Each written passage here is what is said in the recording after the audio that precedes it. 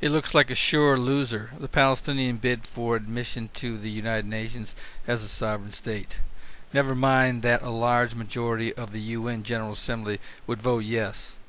UN rules clearly state that all applications must first pass the Security Council, where the United States stands poised to exercise its veto at the behest of Israel. If not that, then what? Then come the fallback options, including one alternative that experts on international law describe as so attractive to Palestinians. There's a strong case for making it the first option. Instead of asking for full UN membership, Palestine can ask to be admitted as an observer state. That's one rung up from the observer entity status it has held since 1974. Such a promotion comes with two advantages. It requires no Security Council action, and so amounts to a sure thing. The other privilege, it very likely opens the way for Palestinians to level charges against Israel in the International Criminal Court, and otherwise confront the occupying power in new, more sympathetic venues.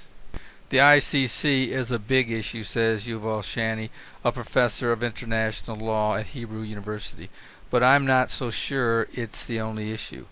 There could be other issues like peacekeeping. A Palestinian observer state might invite UN peacekeepers into the West Bank and Gaza, inviting at least a legal confrontation with Israeli troops that have been occupying the territory since 1967. It opens up a lot of options no matter what happens, Shani says. Palestinian leaders are still debating what course to take come September 21st, when the UN General Assembly convenes in New York. While both Israeli and Arab diplomats court wavering European governments, the Obama administration is working frantically to produce a formula that will coax the Palestinians back to negotiations with Israel, which have proceeded for 20 years without resolution.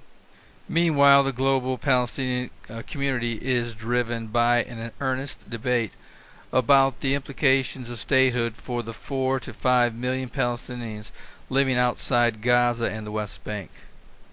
In other developments, the EU will in the future play a bigger role, vis-a-vis the U.S., in providing hard security in North Africa and the Middle East, French President Nicolas Sarkozy has said. Speaking to French ambassadors gathered in Paris on Wednesday, the French leader said the war in Libya is a lesson for EU foreign policy. Europeans have shown for the first time that they are capable of intervention in a decisive way with their allies in an open conflict on their doorstep. He added that the Libya model, in which France and the UK took the lead with American support, marks a new division of labor between the EU and the US. The world is changing. US President Obama has presented a new vision of American military engagement which involves the Europeans assuming their responsibilities. The role of the U.S. in the Middle East peace process is incontrovertible and irreplaceable, but everyone can see it is not sufficient.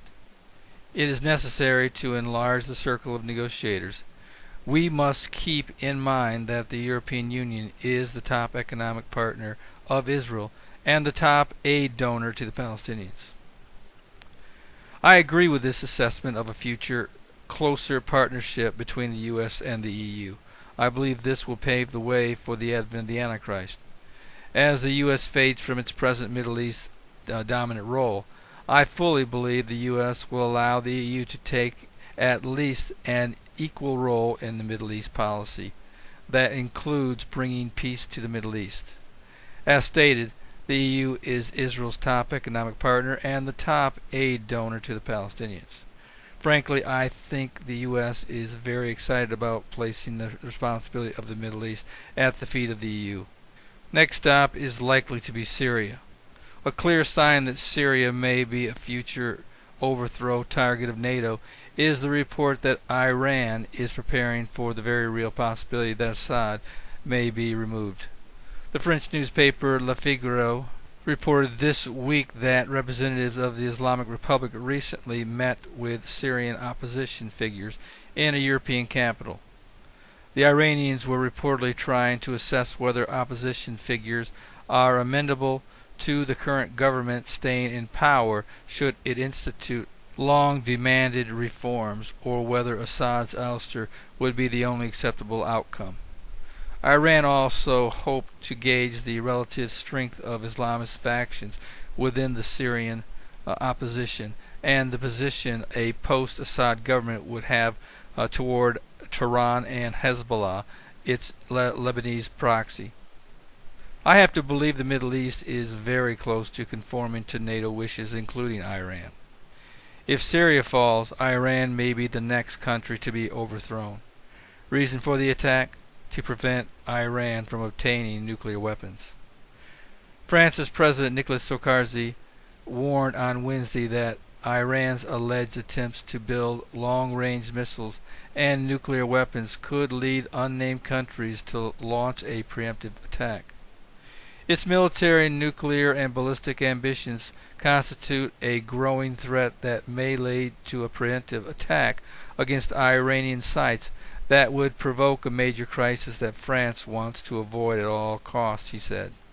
Sarkozy did not say which country might launch such a strike, but it has been reported that Israel, perhaps with U.S. support, has considered bombing Iranian nuclear sites if it believes Tehran is close to building a weapon.